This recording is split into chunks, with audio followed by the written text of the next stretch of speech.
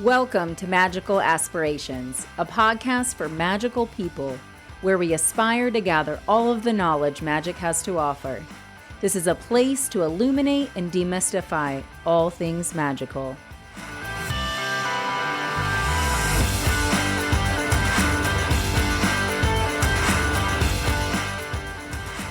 Welcome, magical people, to our next episode of Magical Aspirations. We are actually recording this the day before the winter solstice, and we are really excited to talk about transformation and how we see the transition from the dark to the light, where that leads us. And with that in mind, we are welcoming back to the podcast one of our first guests, Ms. Kathryn Lane, who has now transformed herself into the New Orleans Fit Witch. So welcome. Hello. So there has been a lot that has happened since the last time that we had you on this podcast. And so I would like to first invite you to spill the beans. If you'll pardon me for a second, I want to let you know that as I was walking home from the gym today, I was listening to. I just love this podcast. I just love the inclusivity of it, the intersectionality of it. It's just such an incredible space. And so I was listening to Raina, the Queenly Conjure.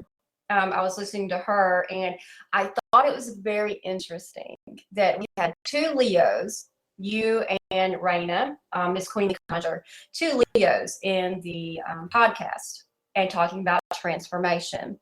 And then I was thinking, at the very end of the podcast, you guys referenced working with your dark goddess.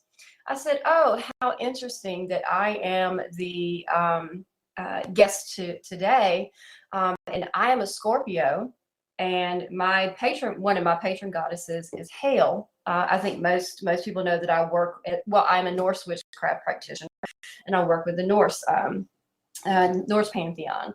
So I was like, oh, well, that's kind of interesting. We are doing transformation, and we're kind of doing it by the elements. So I listened to you guys, you Leos, you fire signs talk, and now we're going to be talking about some dark water element transformation in this podcast. So I thought that was interesting. Nothing is an accident in the magical world. So yeah, I think most people know me as, and I will probably always be known as the New Orleans hair witch. And I have been so fortunate, mainly because I worked my butt off, but I've been so fortunate to, have owned a space, a business on Magazine Street in one of the best cities in the world, New Orleans. But due to family reasons, my mother's health, I was forced to close my salon. And it's been a crazy ride, an absolutely crazy ride.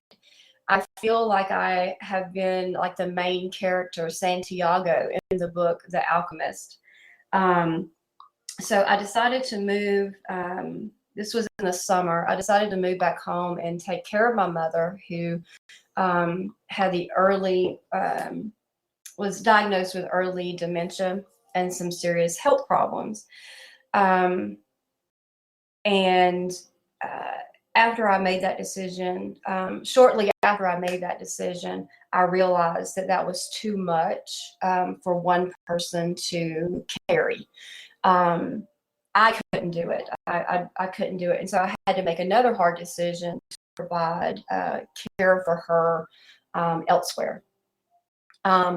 Also, I had some issues with some toxicity in the mother-daughter relationship that I could no longer be, no longer be a part of. So that was another hard decision.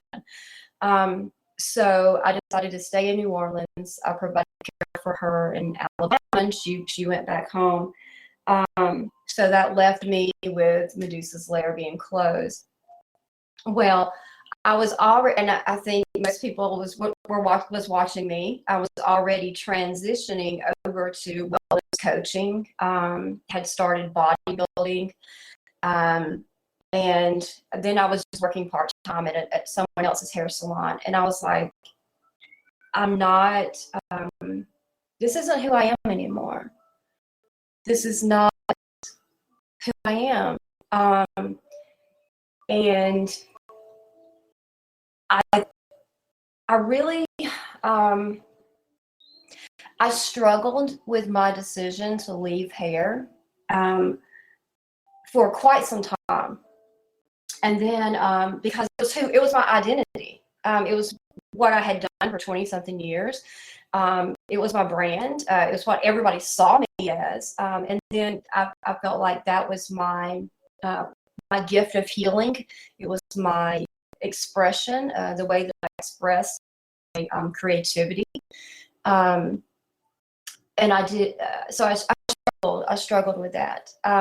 And of course, I'm going to have to bring up a Norse story. Odin. I think sometimes when we talk about Odin and his many sacrifices, we'll lump them together, like when he, hung himself 9 days and 9 nights from the Yggdrasil to obtain the knowledge of the runes. We think that's also when he lost his eye, but it was not. Odin sacrificed or plucked out his own eye and gave it to Mimir, who lived in a well up under the tree of Yggdrasil. And he did that so that he could gain all knowledge, past, present, and future, and just have incredible counsel. And that is what I felt like was happening with me. It wasn't so much of a sacrifice. It was I needed to leave. I want to cry. I needed to leave this part of myself behind because I just didn't need it anymore. It wasn't who I was anymore.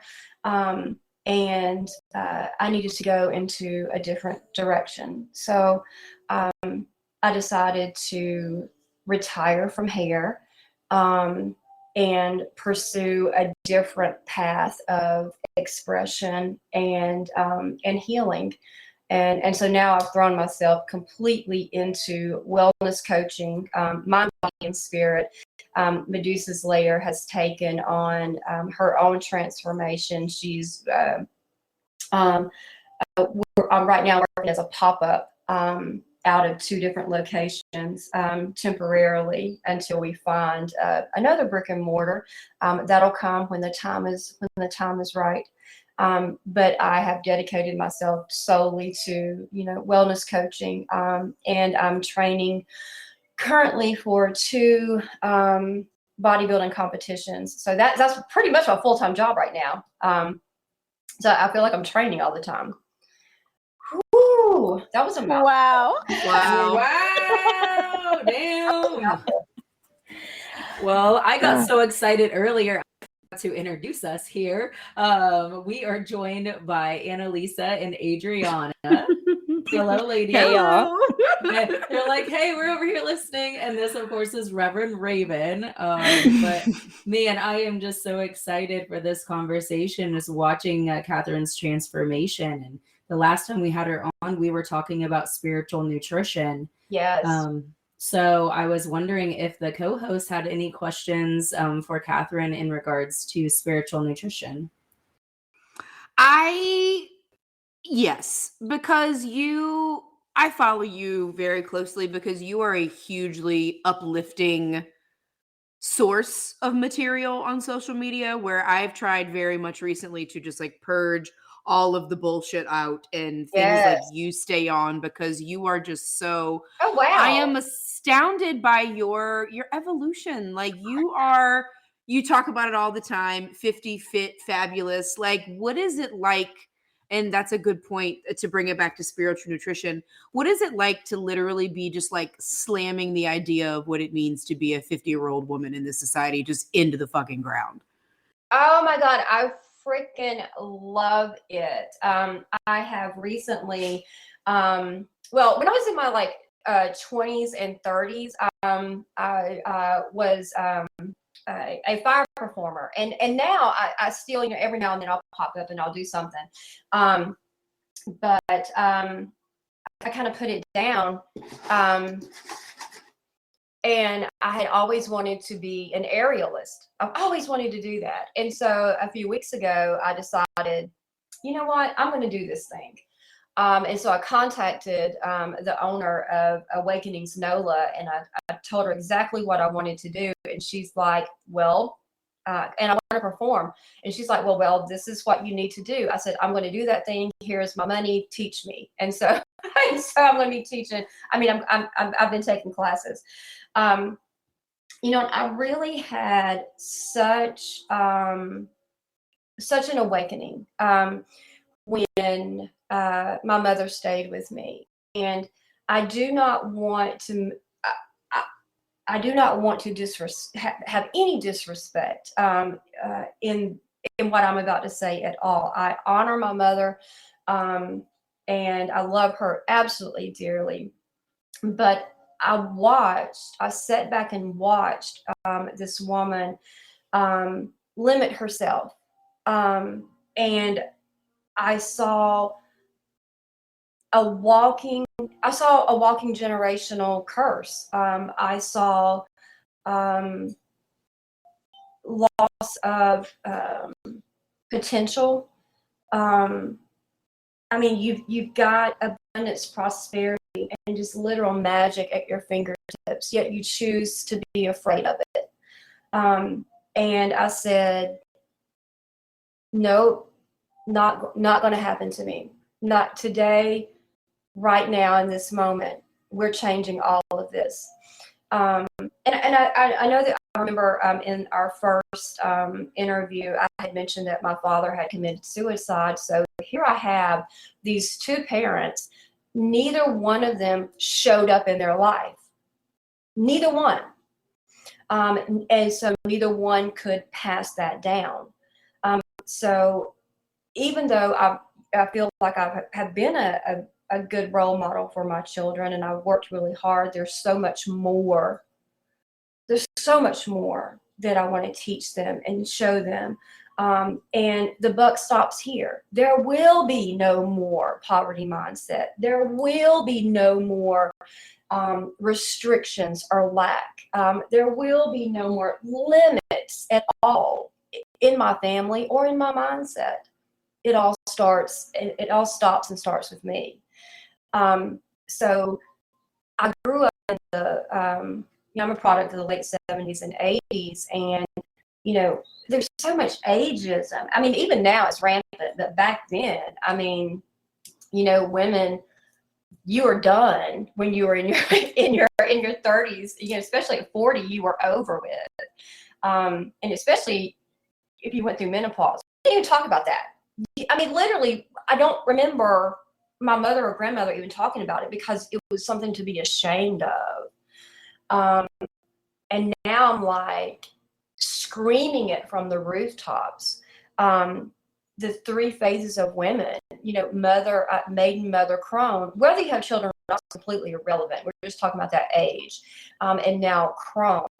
The crone years are so immensely powerful, incredibly powerful. And so I love to be squashing this. And most of the times I don't even think about my age. I just do the thing.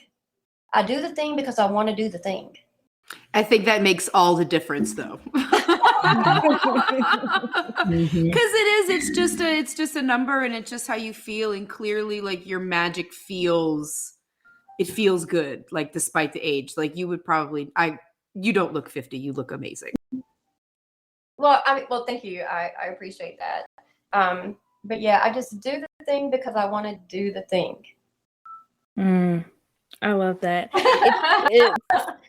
It's so important to like have that mindset, because it almost what's the word I'm looking for? It adds more years to your life, I guess, for lack of better words, because there's the idea that like, oh, okay, once you hit your late 20s and then your 30s and then 40, like you just don't have much to really live for. But here you are coming in here saying like, fuck that, fuck Yeah. all that, because we deserve to really like enjoy all of that Yeah, the and life that we have.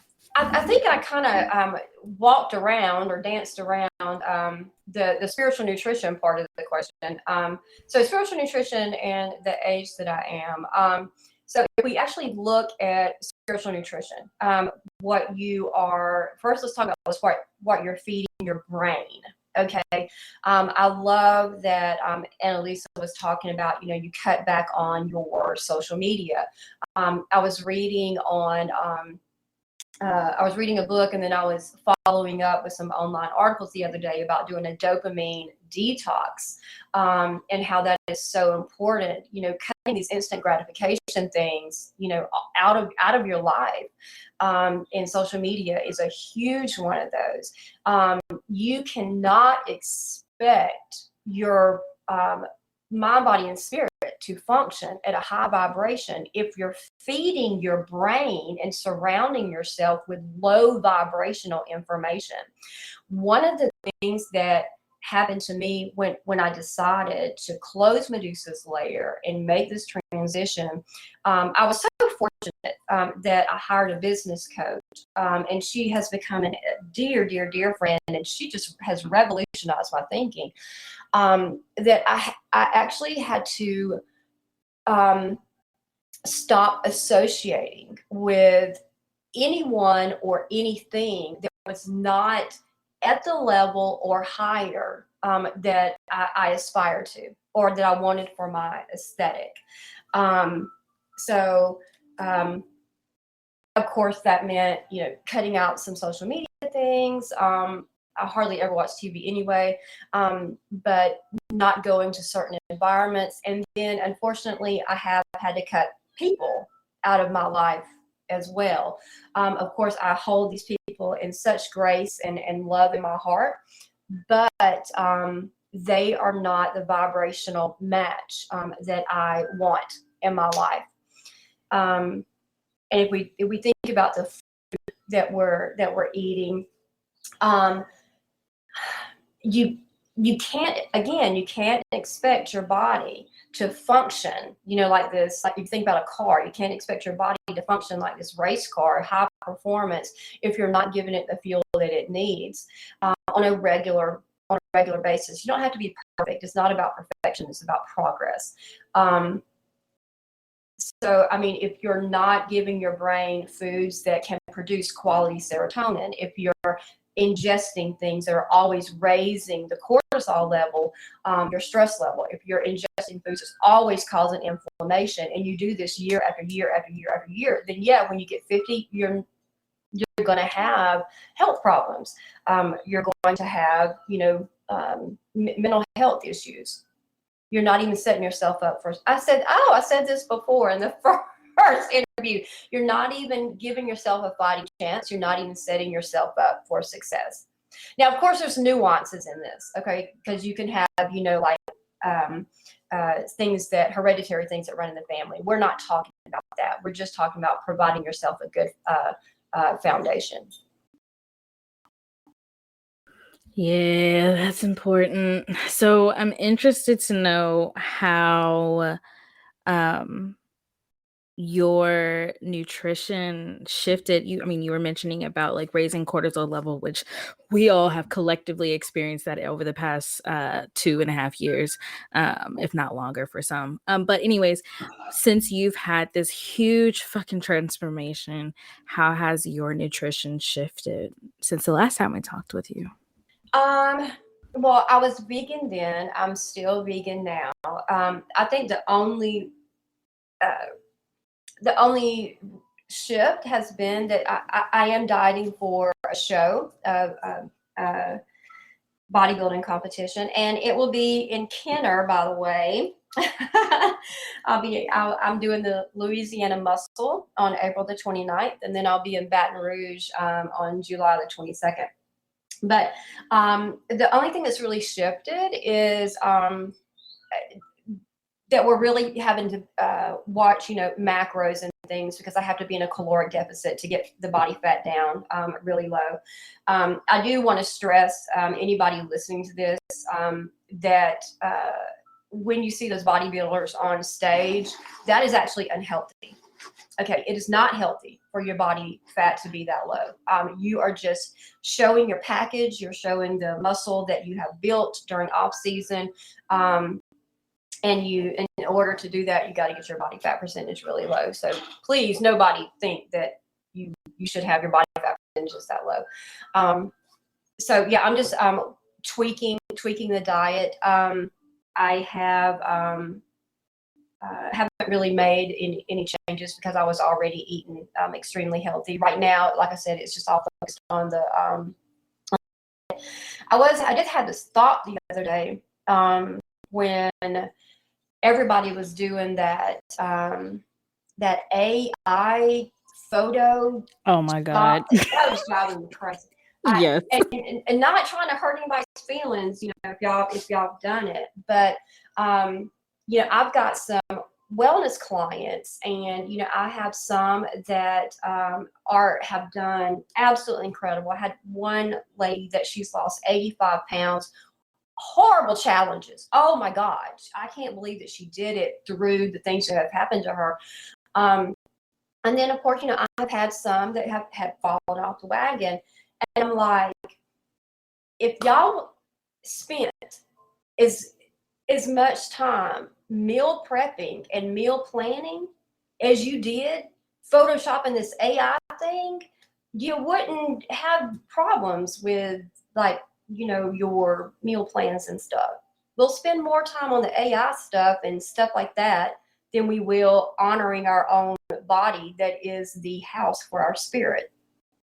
It just is. Oh, damn. You just called all of us out. Sorry. No, not about the AI, but just spending time doing frivolous things. Mm-hmm. Like, I really think that's a good example, and it's going to lead me to my next question for you, is, we have like goals and dreams, and we think about all these big things that we want for ourselves. And so many times it's our mindset that limits us. And if we could get away from all of the things we do to stand in our own fucking way, we could do a lot of great things. And so that leads me to jump right in to ask you a coaching question. Mm-hmm. How do you recommend people set realistic, attainable goals for their progress? Okay. Well, I think the first thing I'm going to reiterate, it is not about perfection. Perfection is boring. It's just about progress. And also, you don't have to have it all figured out. You don't have to have the whole plan figured out. You just have to have enough courage and faith to make the first step. I absolutely love the book The Alchemist, because in The Alchemist, the author says that once you go after, all you have to do is just step one foot on the path of seeking your personal treasure, and your personal treasure being whatever your goal is, that the entire universe will conspire for you. You just have to be courageous enough to take the first step. And I used to get so upset when people would tell me, it's all about the journey and not the destination. That is so true. Because you will find, you'll learn so much about yourself, and you've got to be flexible when it comes to whatever your goal is. So the first thing I would say is we need to establish a goal, goals. I would do a vision board. And when I work with my clients, we do a vision board, and it is holistic. If anyone has ever read The Science of Getting Rich, and I know you're probably wondering, like, wait a minute, hold on, we're talking about money. But The Science of Getting Rich. It was written in I think it was like 1929, I think, by Wallace Wattles. And the book is about financial wealth, which is a fabulous book. But in the beginning of it, the author says, and I'm going to butcher this, but he says you can't just focus on your cash flow. You can't just do that. When you're focused on getting rich, you've got to get rich in all the areas of your life. What is a man if he just has cash flow, but he's spiritually poor? I mean, that is, hello, that's the Christmas Carol. That's Ebenezer Scrooge. What if you are spiritually rich, but you have no funds and you're homeless? So Wallace Wattles talks about having holistic abundance. And so when you're doing your vision board, I encourage everyone to look at those primary areas of your life, mind, body, spirit, and set goals for that. And then the next thing that you want to do is, if you all have not read the book Atomic Habits, immediately read that. You will never rise to the level of your goals. You'll never do it. You'll fall to the level of your systems. So what you do is you establish the idea of your goal and you be flexible with it. And then you establish systems to get you there. Once you establish the systems, you work the system every day regardless. If you find that system's not working for you, you just go back and rework the system until you find a plan, a way that works for you. But every day you show up for yourself. If you don't show up for yourself, you obviously don't want it bad enough. Your standards should be so high that even Jesus Christ should have a problem pole vaulting over them. Wow. That's a good magical aspiration. Woo! I am just busy over here taking notes. What was that second book that you said? Atomic Habits? Atomic Habits. It is so good. Got it. Absolutely amazing. It is. You are such a dope human. Like, I'm sorry. I'm over here like fangirling, taking notes, doing all. I am curious. So as you're talking about what are some of your like steadfast magical rituals that you find you do every day, if you're okay to Oh my divulge God. that? I'm so glad you asked me that. So gratitude is I will argue with anybody on this one. Gratitude is the most powerful magic you will ever do. Even neuroscientists have proven this. I love Dr. Joe Dispenza, neuroscientist, also chiropractor, but neuroscientist. And there's another neuroscientist, Anthony, I can't remember his last name.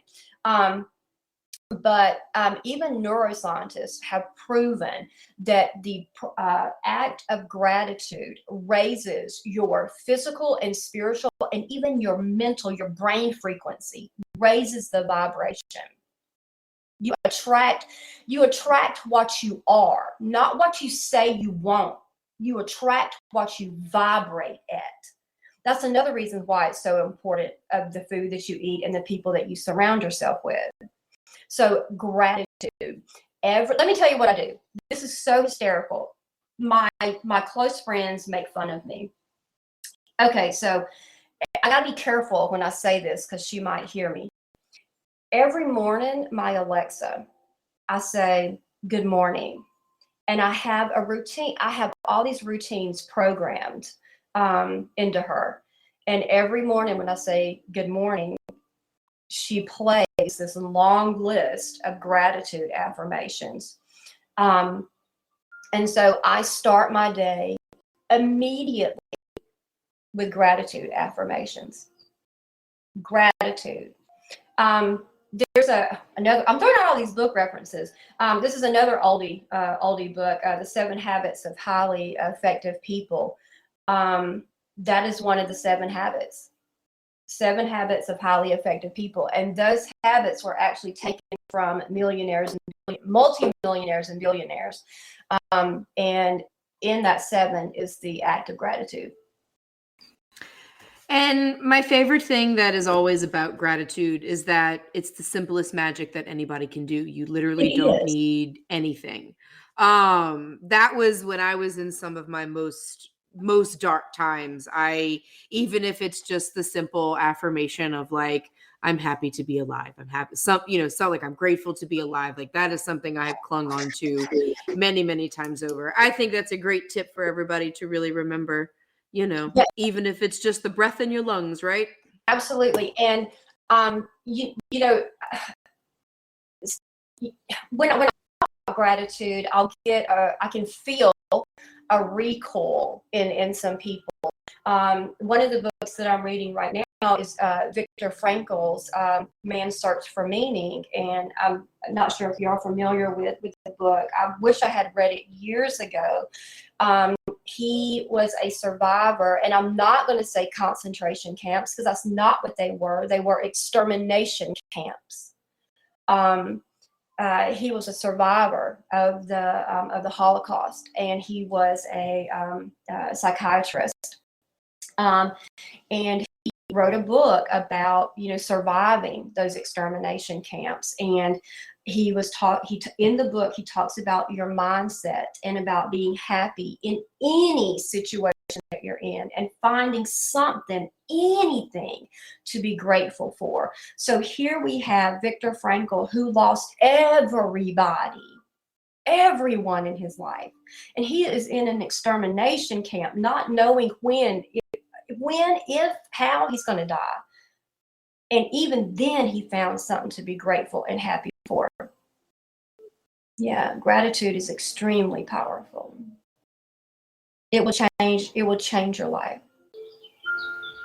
I want to take a moment to express my gratitude for you joining us here today. I know we're not Thank you. I think we're all sitting here just like, oh wow.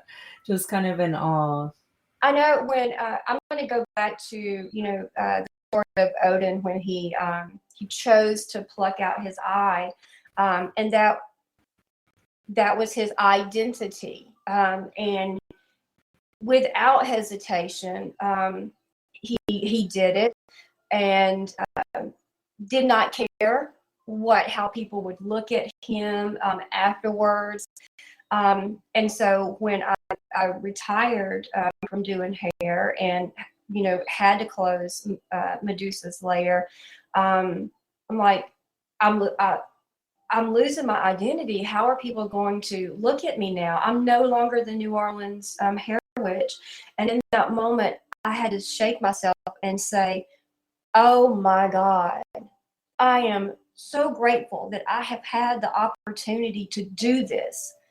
People live their whole lives and never even take a chance on themselves. I have taken a chance on myself. I lived my dream, and now I get to go live another one. I am so grateful for this. It's just such a beautiful way to look at it. My mom and I were talking about, you were talking about your mother earlier and suffering from dementia. My grandmother was the same way in the end of her life. And my mom and I were just kind of recently ruminating on how thankfully the conversation around mental health is really starting to change and things like that, because my mama was just someone who was deemed, she had bad nerves. And like, that's just kind of what, everybody was just always talking about mama and her nerves. And it really hindered her from enjoying life. And like how you're talking about, like, I think about her at 50 and like her life was I guess not over, but like she didn't really have anything left to, I think in her mind, accomplish. Like I really get taken aback a lot with you, how you have said start over and evolution and change and all this so many times in this conversation. And I just think it's a really beautiful thing to, like, you've got so much life left, or like we all have so much life left, and not the other way around, that like, every day is just a walk closer to death or whatever. Because it is, but we can still enjoy it and always like start ourselves over, I guess is the point that I'm trying to make in the process. Like it's never too late to reinvent who you are. Absolutely. no, it never is. And with me, with me being a Scorpio, it seems like transformation is always a thing in my life. And it's always blown my mind when some people are afraid to change, but I try not to judge, because when you hold judgment for someone, it's just you having a lack of love for yourself, a lack of love for them. But yeah, you know what? I'm gonna be a little sassy here. Sometimes when I'm doing like my readings for people, I'll get a rather morbid question like, "When am I gonna die?" Or, "Can you tell me about about my death?" And I'm like, well, number one, we're all gonna die. Number two, we don't do that here. We're not going to talk about that. You're alive right now, and you should be making the most of this present moment until you're not here anymore. It always fascinated me why people were so obsessed with wanting to know that answer. Like, what is it going to do for you? Are you going to do something different if you get that response? But I love the way you turn it around and say, like, No, we're not. Bring it back. Bring it back. Oh, that's so good. So Kathryn, I would love to dig a little bit more into this transformation talk. And where have you seen a shift in your spiritual self this year? And, this death that you've had of Medusa's lair in that form, and the new form that it's taken, in the new title that you have named yourself. What type of transformation have you witnessed within yourself, whether it's like gift wise or intuition or whatever you're ready to talk about? Well, my mindset definitely shifted, because I felt like such a failure when I had to close the shop. And then I was immediately reprimanded by my spirit guide, and she was like, "No, we don't fail here. We learn. We learn and we evolve and we transform.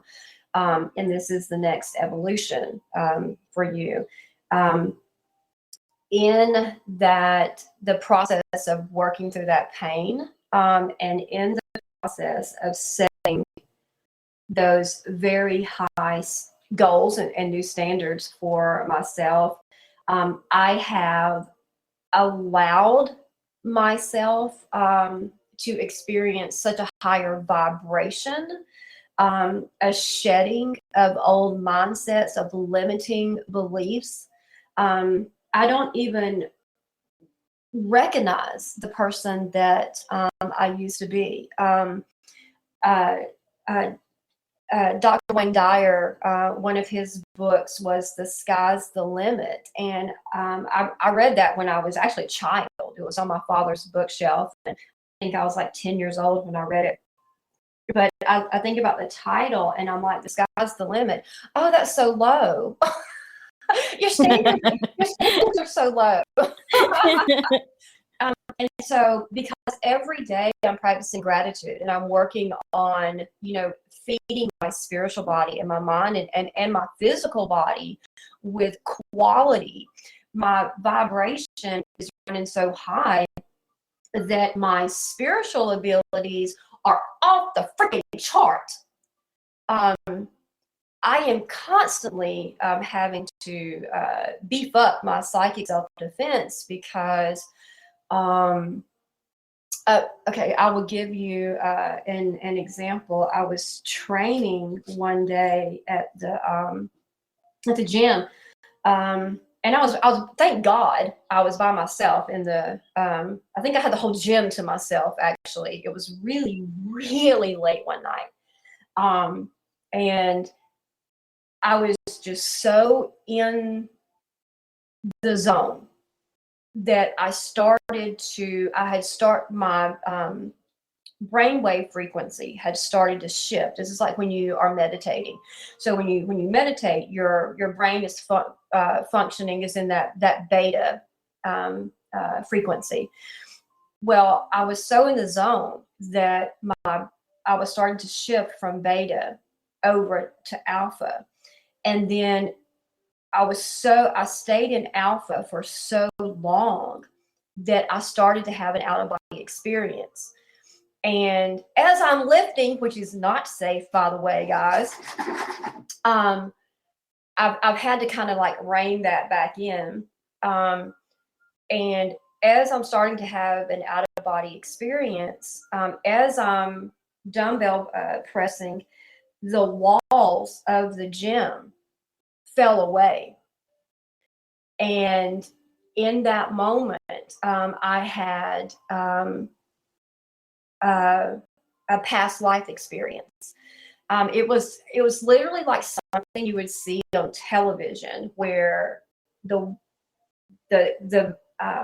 background changes, around the person, and new figures come in. And I saw myself in a past life as a berserker, surrounded by other Northmen fighting. And even in that one, I know that there aren't any records that we know of, that historians know of, that there were female berserkers. But I know beyond a shadow of a doubt that I was one, because I saw it. And that was very scary. I have had to be very mindful of getting in the zone when I'm working out now, because that's not safe. But yeah, because my vibration is running so high now, my psychic abilities are just literally off the chart. Yes, kids, please do not recommend coming out of the body while operating. Yeah. But that's pretty intense. Actually, during that moment, I was introduced to a new spirit guide. Yeah, I was literally about to ask you, that must have been something that was forthcoming for a while, and that's a really wild past life experience to have in that moment. And then I'm sure it's to help you onto this next journey, because quite a time. And I know this is probably off topic, but you mentioned it, so I have to talk about it. What is the experience like getting a new spirit guide for you? Oh, wow. Okay. So I don't know if other people are like this, but it's like I have different spirit guides for different things. Yes. Yeah. And so this Totally. spirit guide, he is more my physical working out discipline spirit guide. I've got another spirit guide that I work with her when I do my mediumship and my psychic readings. Actually, I think she's the one that's doing the readings, and it's like a ventriloquist. I'm just the dummy, I'm Sounds about right. I like that visual. Yeah, so I channel the information from her. I'll tell you something that's also really interesting is this is probably going to blow a lot of people's minds, but I am able to use or have learned to use different tools now. I was only reading runes, and I was adamant, like, no, I'm a seer, I'm a rune reader, that's it. And I'm in a position now where I am reading other things. So, and I know that it wasn't just, me being studious, because I just got like a download. So I can read palms. I can do tea leaf readings. I can read fire. I can read wax. I can read tarot. And it just all came to me. And it was literally like Keanu Reeves and Lawrence Fishburne. Oh, God, he's so juicy. Lawrence Fishburne in The Matrix. It literally came to me like that. Not saying that I did not study. I love that. I did. But as I was studying, Yeah. it just came to me. Well, and so we're a bunch of card nerds here, obviously, right? So I've got a deck in front of me. The card that I just flipped up, the Empress. Oh my God. Of course. So, this is magic is real. Magic is real. Wow, wow, wow. Well, I want to kind of jump back to what we had spoke about earlier with goal setting. So listening to you talk, if I didn't know you better, I would be intimidated to to jump into my goals and try to do the things that are calling me. So as somebody that is new to setting goals and walking, their own path, what are some tips for them and us, like I said, as far as practical goal setting and how to actually get the shit done? So two things. I am going to, and you're probably going to not anticipate or not expect this first answer. I'm going to go back to the book, The 7 Habits of Highly Effective People. I remember when I was reading that, and it was 1 through 6, I was like, yes, this is great. I'm going to apply these things. These are perfect. It's awesome. And then when I got to number 7, I was just ready. I'm like, yes, we're going to do the thing. And then number 7 was have fun. And I said, what? What? Have fun's on there? Have fun. When you read the book, The 7 Habits of Highly Effective People, number 7 is have fun. I love Jordan Peterson, who is an incredible, he's a billionaire, I think, and motivational speaker. And he's like, why are you even working? Why are you doing the thing? Why are you even having the goals if you're not going to have fun? So have fun with them. So I tell people do an 80-20, like you would do with your budget. You live on 80% of your money. You save and invest the other 20%, at least. So 80% of the time. And Arnold Schwarzenegger said this too in his book, The Encyclopedia of Bodybuilding. He said 80% of the time you live like an angel, 20% of the time you live like a devil. So divide your schedule like that.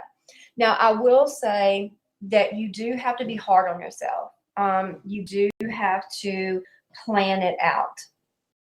Take some time, put it down on paper, or they got fabulous apps now where you can plan out your goals. And remember, once you get the goal, the important part is then to establish the system. So my system, which is a little radical right now, because remember, my goal is rather different because I am, I've got a competition. But my daily schedule is on a spreadsheet. There is no time for social media. There is no time for watching television unless I've budgeted it in as my 20% fun. Establish your systems and budget in your fun, and then execute without deviation. It's really funny because I literally wrote in my planner last week because of a podcast that I was listening to, work hard / play hard. Mm-hmm. Like literally having to write down to have fun. Don't forget the fun.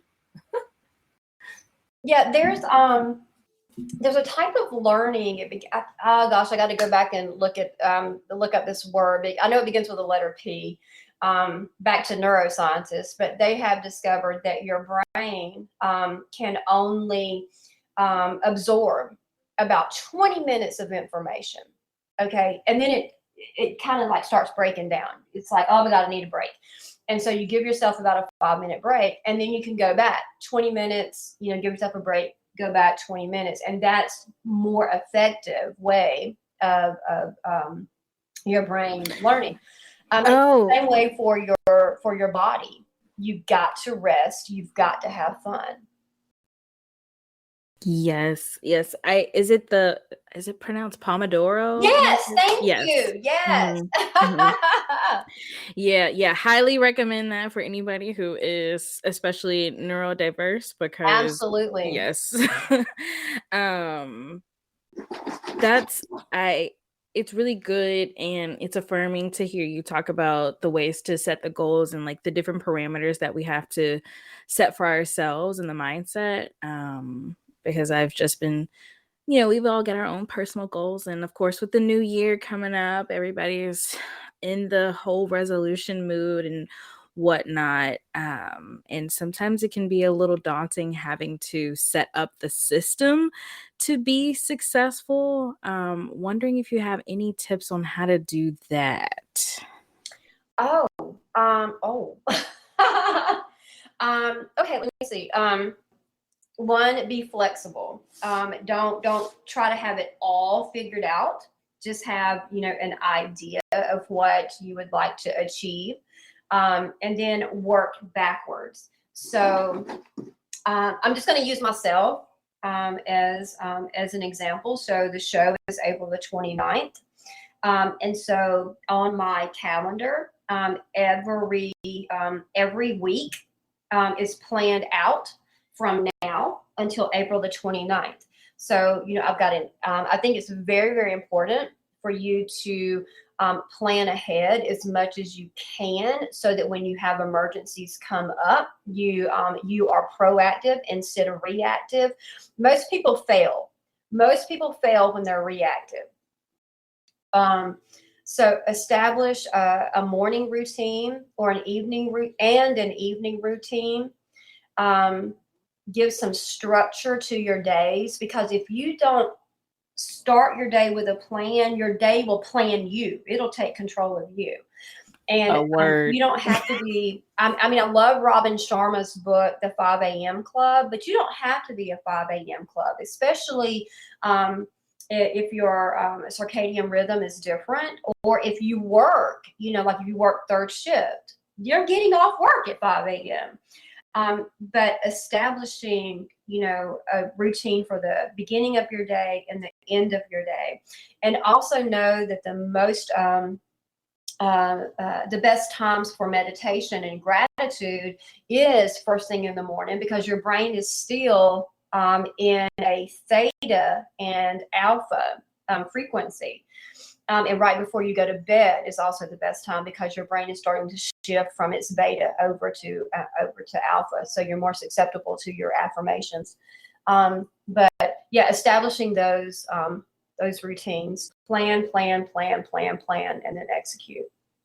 And hold on. This right here is probably the biggest thing. GRACE. Grace. Give yourself grace. Yep. Mm-hmm. So we are all women here, so I love this part. So I think a lot of times when we, I mentioned Robin Sharma, the 5 a.m. Club. I mentioned, Arnold Schwarzenegger, the bodybuilding encyclopedia. Atomic Habits is written by a man. I mean, there's a lot of fabulous books out there about women, but it seems like when we start talking about goals and stuff, we just happen to mention a lot of male books or their techniques. So I think I don't want to dishonor the divine masculine, but that is a more of a aggressive approach. Just pound it hard every day. Beast mode. I mean, that's great. I love that. But beast mode every day. But you've got to balance it with your divine feminine and give yourself grace and be in a place of receptivity, where you practice ease and flow just as much as you practice beast mode. So if it is a hard day, just show up. Just showing up is, if that is all that you have that day, then you're still giving it 100%. So balance your beast mode, your divine masculine, with your divine feminine of grace and ease and flow and receptivity. and give yourself grace. That is the best Mhm. advice. Yeah, I Super powerful. hardcore, yeah, and behind that, I think that's something that I've been grappling with is, so money has been my big goal for at least for this year and for the next 2 years. I've got some things in the works. And part of the whole planning process was just like, okay, I need to do this at this time of the month, this another time. And what was frustrating was the fact that, like, normally when it's my time of the month, I'm a little bit hungrier than other times of the month. So I spend a little bit more on eating out or just like ordering or just a quick snack or whatever the case may be.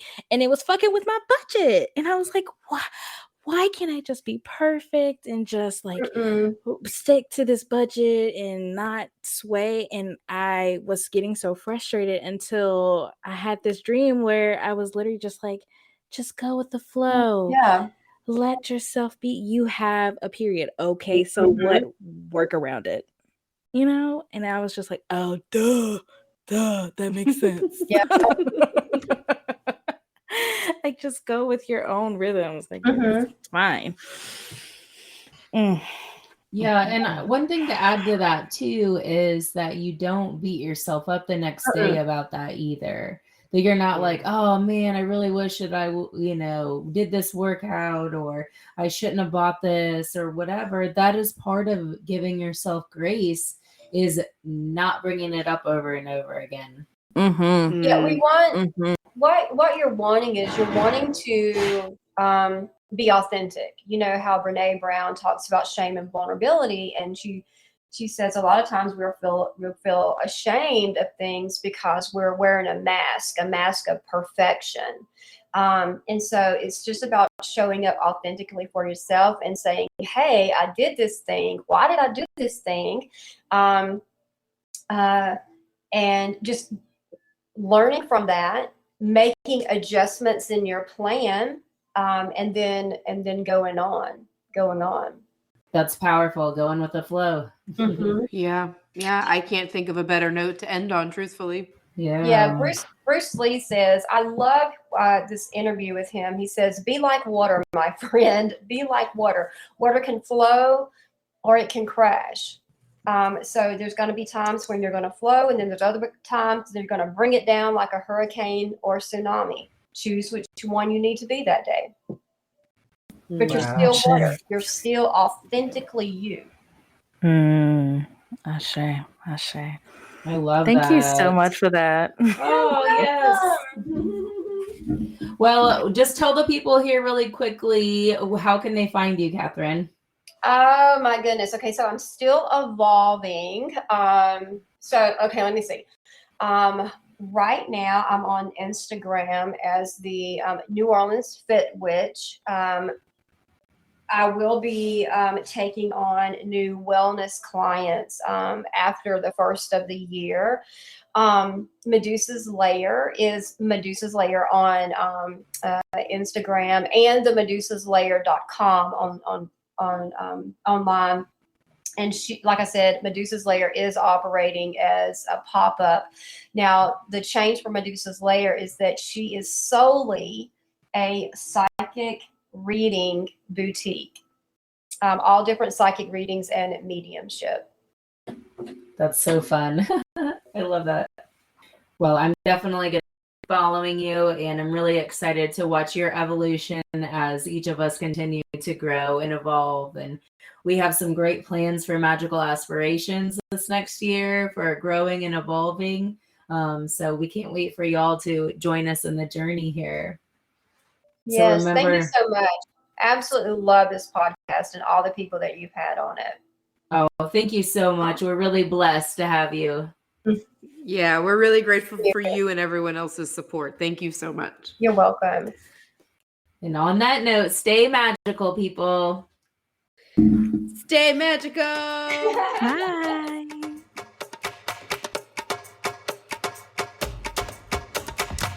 Thank you for tuning in to this week's episode of Magical Aspirations.